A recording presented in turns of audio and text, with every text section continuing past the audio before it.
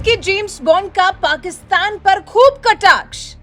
चीन और पाकिस्तान को साथ में दिखाई औकात। वैश्विक मंच से चीन पाकिस्तान की खूब लगाई लताड़। विश्व में शांति स्थापित करने में रोड़ा बन रहा पाकिस्तान।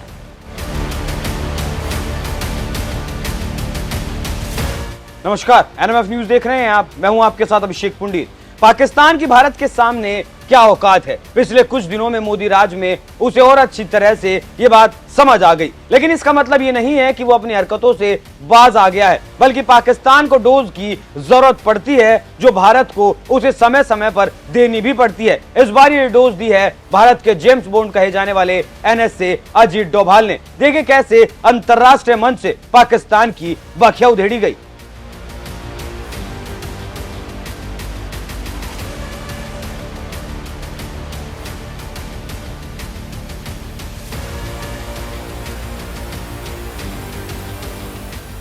पाकिस्तान एक ऐसा देश है जो हर एक मोर्चे पर भारत को चोट पहुंचाना चाहता है, भारत को नीचा दिखाना चाहता है, भारत को बर्बाद कर देना चाहता है।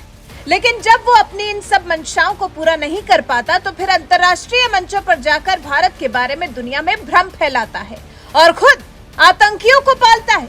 ऐसे में भारत के जेम्स बॉन्ड कहे जाने वाले एनएस अजीत डोभाल ने इस बार पाकिस्तान को सबक सिखाया है। और क्योंकि इस सब में चीन पाकिस्तान का खुद को बहुत बड़ा हिमायती साबित किए रहना चाहता है, तो फिर चीन को भी जबरदस्त तरीके से मजा चखाया। मध्य एशिया भारत के लिए महत्वपूर्ण है। भारत जमीनी मार्ग से इस क्षेत्र से जुड़ना चाहता है और क्योंकि पाकिस्तान और चीन इसमें रोड़ा पैदा कर रहे हैं, तो फिर एनएस डोभाल ने पाकिस्तान के खिलाफ जबरदस्त तरीके से मोर्चा खोला है। कजाकिस्तान में भारत और मध्य एशियाई देशों के एनएसए की मीटिंग में अजीत डोभाल ने आतंकवाद का मुद्दा उछाला। डोभाल ने दो टूक कहा, आतंकवाद अंतर्राष्ट्रीय शांति के लिए सबसे गंभीर खतरा बना हुआ है और ये हर तरह से अनुचित है। फिर चीन और पाकिस्तान का नाम लिए बगैर उन्होंने कहा, आतंकवाद से जुड़ा कोई भी कदम अनुचित है, इसकी प्रेरणा चाहे कुछ भी रही हो। फिर मध्य एशियाई देशों के साथ कनेक्टिविटी को महत्व देते हुए डोभाल ने पाकिस्तान और चीन दोनों को खूब खरी खरी सुनाई। एनएस डोभाल ने कहा, यह स्थिति न केवल इस देश के लिए खुद की पराजय है बल्कि पूरे क्षेत्र की सामूहिक भलाई को भी कम करती है। फिर भारत और मध्य एशिया के बीच में जमीनी संपर्क न होने का जिक्र करते हुए एनएस डोभाल ने कहा, ये एक देश द्वारा इनकार करने की सोची समझी नीति का परिणाम है। संसाधनों से समृद्ध मध्य एशियाई क्षेत्र में चीन तेजी से अपना प्रभाव बढ़ा रहा है। पाकिस्तान भारत को अफगानिस्तान के लिए जमीनी पहुंच नहीं दे रहा, जिसे भारत एक पड़ोसी के रूप में देखता है। हाल के दिनों में पाकिस्तान ने केवल 2021 में भारत को जमीनी रास्ते से सूखा प्रभावित देश को 50,000 टन गेहूं भेजने की परमिशन दी थी। डोभाल ने अफगानिस्तान को भारत की मानवीय सहायता और देश में खेलों को प्रोत्साहित करने के लिए किए गए प्रयासों पर प्रकाश डाला, जिसमें मौजूदा विश्व कप में अपनी क्रिकेट टीम की भागीदारी भी शामिल है। एनएसए ने तो यहाँ तक कह दिया कि भारत मध्य एशियाई देशों को यूपीआई से संबंधित तकनीक निःशुल्क उपलब्ध करवाने को तैयार है।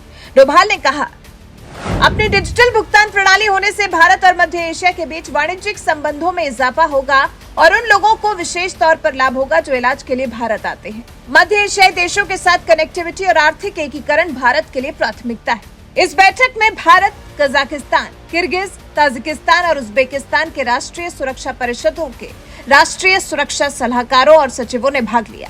बैठक में कई मुद्दों पर चर्चा हुई, जिसमें एनएस डोभाल ने बता दिया कि भारत की प्राथमिकताएं क्या क्या रही हैं।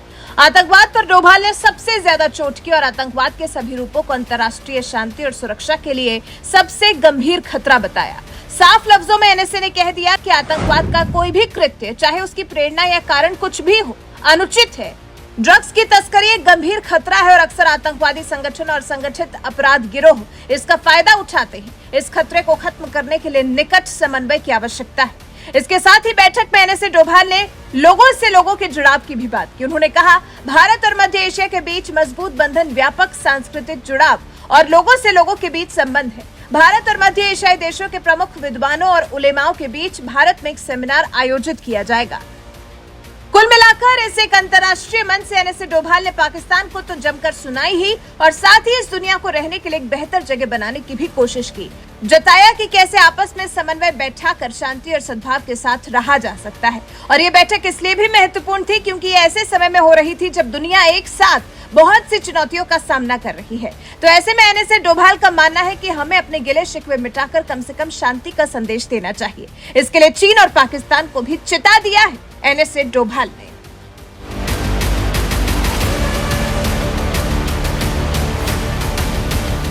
वैसे पाकिस्तान और चीन को फटकारने के बहाने एनएसए डोभाल ने जो विश्व में शांति की बात की है, जिस तरह से उन्होंने आपस के रिश्तों में एक सामंजस्य बैठाने की बात की है, उस पर आपके विचार क्या हैं वो हमें कमेंट कर जरूर बताइएगा। नमस्कार।